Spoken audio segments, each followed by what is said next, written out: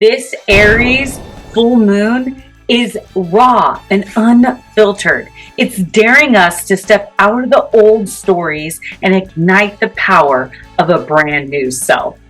This is the heartbeat of rebirth, wild, untamed, and calling in the raw truth. Just as we are waiting in suspense to find out more about this interstellar object, the silence NASA and the government is giving seems like there may be something more than just a comet on our hands. So much to get into in this video. So stick around till the end to learn more about the 3-eye atlas. What is it?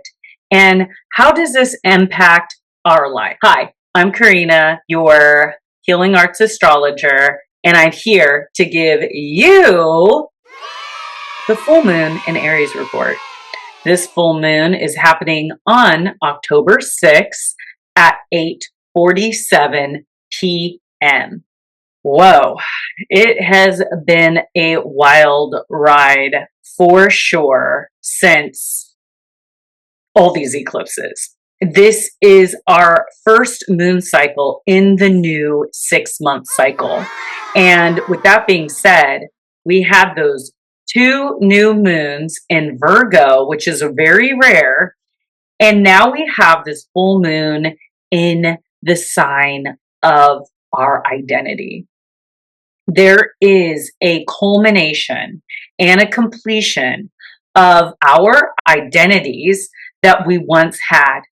Maybe we are releasing an old identity, maybe associated with a relationship. Maybe you're releasing the identity of someone's wife or someone's husband or someone's girlfriend or someone's boyfriend or a position within a company. These identities are being rebirthed with this full moon. But first, we must release an old identity that we once had. All the new cycles that have come up around these Virgo themes in our life, from the new moon in Virgo, August 22nd, and the new moon solar eclipse in Virgo on September 21st. We are now releasing this old identity as we step fully into the new cycle and identity going forward. Let me pull up the chart for you so I could walk you through. Okay, so here is the full moon. The full moon is at 14 degrees of Aries. The 1 being the sun and 4 being Uranus. So if we look at Uranus, Uranus is at 1 degrees of Gemini. It's newly in a next 8-year cycle of Gemini. And Pluto is in Aquarius newly at 1 degrees. So we have these two traveling together in air signs. And there is a trine between these two. So Uranus, which is creating new innovations that is different than we've ever seen in communication. So that's like AI, robotics, like we're going to see a lot of new stuff. And Pluto in Aquarius, which is the ruler of Uranus, digging deep and seeing the shadow side, I think, of the future technologies, as well as healing humanity as a whole. And we also have Uranus, and it is making an aspect to Juno, which is also 1 degrees, that newly entered Sagittarius on October 1st, where Juno was in Scorpio, and that was intense. A lot of control, possession, dominance in relationships. And now our relationships are starting to lighten up, being more adventurous, being more ready to explore the world of maybe something new. Really connecting with our partnerships with shared values and beliefs and desires for travel and learning things that are new. Mars is in Scorpio and it's conjunct Black Moon Lilith and the Aries new moon. So it's a quincunx to the new moon. There is deepening in our connections. Relationships may experience increased depth, focusing on vulnerability and trust through past betrayals could create struggles. Now, confronting the issues that you've been avoiding, bringing hidden matters to the surface for resolution, heightened emotions. So expect strong, raw emotions, which, while potentially overwhelming, can be powerful catalysts for growth. Also, there's a focus on shared resources. Now, we also have a Venus sextile Jupiter. So here's Venus, and it's sextile Jupiter, and Venus is in Virgo. We're getting a lot more joy around like focusing on our health and our regimens, as well as our work and organizing and cleaning up our life. With the Venus sextile Jupiter, this is about self-care, and the focus is on the things that we can manage and put in place. Now, Jupiter trine to Saturn. Jupiter is trining over to Saturn in Pisces. This is a trimming for growth. So putting forth some work towards your business or what you're building. Jupiter gives hope and expansion, luck and opportunity, while Saturn is giving more structure and diligence and preparation. Success is where luck meets preparation. So get to it. Now, Venus is conjunct the South Node in Virgo. So this is a place where we are releasing and letting go anything that is associated with Venus. So we're letting go of old pleasures, maybe addictions, old relationships, and beliefs around abundance, money, as well as our old habits or work or daily routines that are not aligning with our future that we are actually building now. We are letting go of the need to control how things go, and we're letting go and letting the universe and God take the wheel as we start to move into the directions in which we desire.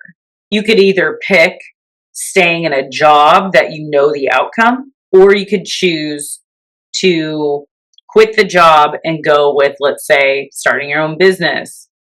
And you're more willing now to go with the unknown and choosing your business and your happiness over your job that is, you know, the outcome. Okay. So if that makes sense. Venus is opposite Saturn and Neptune. This is where love and finances come in. So things can be delayed or blocks around love and money at the moment because Saturn restricts things. I think that this is just waiting for the old patterns and cycles to be released. So to make room for the new lifestyle, new friendships, and new relationships, abundance and money can also flow in. So also the universe will test us and see how bad that we want these connections in our life. How hard are we willing to work to put the muscle into our love and money matters? And that's really going to be the tall tale of what we really want to manifest. Because Saturn says, hey, you put in the work, I will give you the reward. Mercury just entered Scorpio for this full moon. And the full moon is in Aries, and the ruler of Aries is Mars, also Scorpio. Shares the same ruler as Aries, And with Mercury, our mind, and how we communicate being in Scorpio, day of the full moon, this is opening up our minds to the taboo, the intensities, the possessive thoughts of control and manipulation. So we'll be digging for the truth, investigate, and obsess. But during this period, you are driven to probe beneath the surface of situations to get to the root of the matters. This can apply to your own psyche, relationships, or complex problems that you're trying to solve. With Mars conjunct Lilith, this intensifies the self-reflection, bringing to the surface control, rage, desire, and the visceral parts of ourselves. Sexual and emotional desires intensify. So during this time, channel these scorpionic vibes into art, journaling, projects, and physical movement. Allow things to flow and don't force anything. Embrace self-exploration of your inner world, of your thoughts and your mind. Be honest with yourself and others. Lean into strategic research. The concentration is there. So watch what you say, take a deep breath, and guard your words as they have deep impacts right now. Avoid paranoia, as our intuition is heightened, so is mistrust and suspicion. Now, Juno entered into Sagittarius, like I said, October 1st. So thank God that Juno's through that Scorpio transit. The last 6 months was brutal. And we can kiss that energy goodbye and welcome in freedom within partnerships, encourages relationships and commitments, focus on adventure, shared philosophical beliefs, and future visions, prioritizing mutual independence and shared experience over strict rules. Let's talk a little bit about this 3-eye atlas. Thank you for waiting till the end. After I talk about this, stick around for the card reading. Not going to want to miss these card readings because they're usually on point, and I always am told by people that my card readings are on point. They always surprise me as well. Now, this 3-eye atlas is the third known interstellar object to pass through our solar system. Now, the first one was in 2017, October 19th. The second one was discovered August 30th, 2019. And the third is the 3-eye atlas, which was spotted in July 1st, 2025. 3-eye atlas is mysterious, okay? And there was a sound that was detected by an astronomer, Loeb, and he discovered the sound in August 15th of 1977, and he coined it the wow sound. And he is linking, maybe because it was coming out of the area of Sagittarius, the same places where the 3-eye atlas was seen. And it was like a 73-second sound, and they called it the wow sound of 1977. They never heard this sound again. Now, his name is, I think, Avi Loeb. The not so common observations that they have found is it's made of nickel, okay, without iron, which is not normal for comets. Also, there's usually the light that comes off the tail end of the comet away from the area in which it's moving. And the 3-eye atlas, the light is in front of this object, and that's unusual. They also observed color changes of red into green where nickel and cyanide releases that kind of green color. Also, it is slowed down with no natural reason. They think it's as big as Manhattan. It's a 5.5 kilometers long or wide. And we will be getting a better look at its nucleus when it passes Mars October 3rd, which you're probably watching this on October 3rd. So usually comets are made up of 80% of water and 10% of carbon dioxide. It appears that a 3I Atlas is made up of 95% carbon dioxide and 5% water, which is backwards. And it's not usual for comets. Now the 3I Loeb is saying is a level 4, which is multiple anomalies that are different to explain naturally a pattern emerging that suggests a artificial origin, but not yet confirmed. So there's 40% probability that this is technology and 60% probability it is natural, but extremely unusual. So we should take this 40% probability very seriously, as this could be a threat to humanity. We don't know what it is. If it's extraterrestrial life, are they studying us? Are they sending probes down our way? 3I Atlantis will hide behind the sun on October 29th to disappear and reappear early December.